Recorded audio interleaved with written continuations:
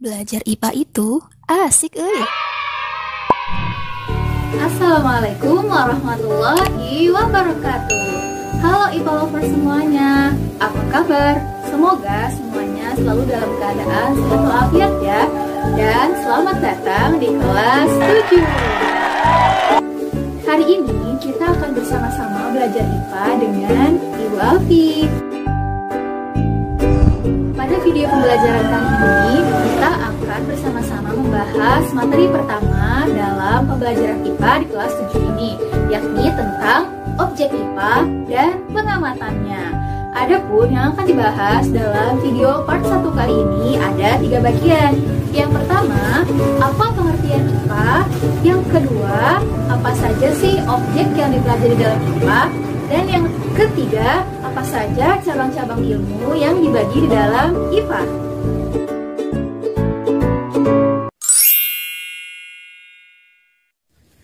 Nah, langsung saja ya kita ke pembahasan yang pertama mengenai apa sih pengertian dari IPA. Kalian tentunya sudah tidak asing lagi dengan kata IPA. IPA adalah mata pelajaran yang juga sudah kalian pelajari sebelumnya di sekolah dasar. Kira-kira masih ingat apa sih singkatan dari IPA? Sekali lagi, apa sih singkatan dari IPA? Iya, betul sekali. Pintar, mantap IPA lovers semua. IPA adalah singkatan dari ilmu pengetahuan alam. Nah, sekarang Ibu tanya nih dengan kalian. Kira-kira apa sih yang ada di pikiran kalian ketika mendengarkan kata IPA? Apakah tentang ilmuwan-ilmuwan? Atau tentang bekerja di laboratorium? Atau tentang proses membedah hewan? Atau tentang sistem tata surya?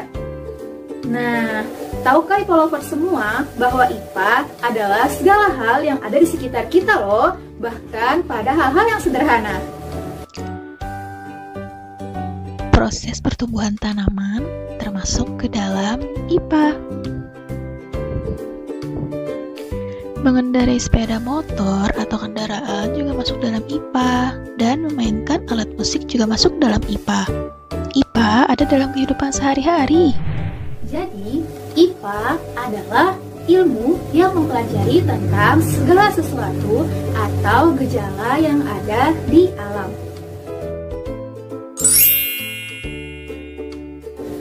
Nah, terus apa saja sih sebenarnya objek yang dipelajari dalam IPA itu? Kan tadi katanya IPA adalah ilmu pengetahuan yang mempelajari tentang segala sesuatu yang ada di alam. Nah, yuk kita bahas sama-sama.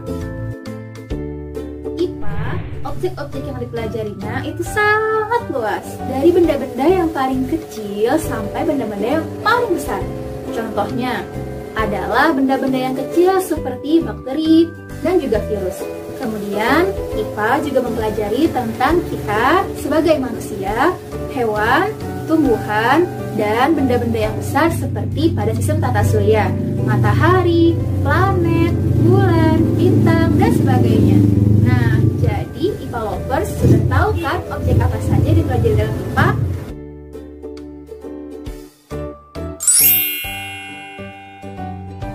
IPA lovers, sekarang kita masuk ke pembahasan yang ketiga ya, yaitu tentang cabang-cabang ilmu yang dipelajari dalam IPA. Tadi kita sudah membahas tentang pengertian dan objek apa saja yang dipelajari dalam IPA. Nah, saking luasnya objek-objek yang dipelajari dalam IPA, untuk memudahkan kita belajar, maka di dalam IPA dibagi menjadi 3 cabang ilmu, yaitu fisika, biologi, dan kimia. Fisika adalah ilmu yang mempelajari tentang unsur-unsur dasar pembentuk alam, gejala, dan sifat fisik suatu benda. Memainkan musik, mengendarai kendaraan, menyalakan lampu, dan bermain bola adalah contoh fisika dalam kehidupan sehari-hari.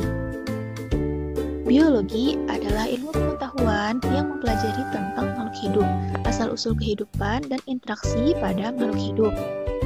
Belajar tentang lingkungan, virus dan bakteri, pertumbuhan sebuah tanaman, keadaan hewan-hewan di sekitar, dan manusia adalah pelajaran biologi dalam kehidupan sehari-hari. Kimia adalah ilmu pengetahuan yang mempelajari tentang penyusunan materi, sifat-sifat, dan perubahannya.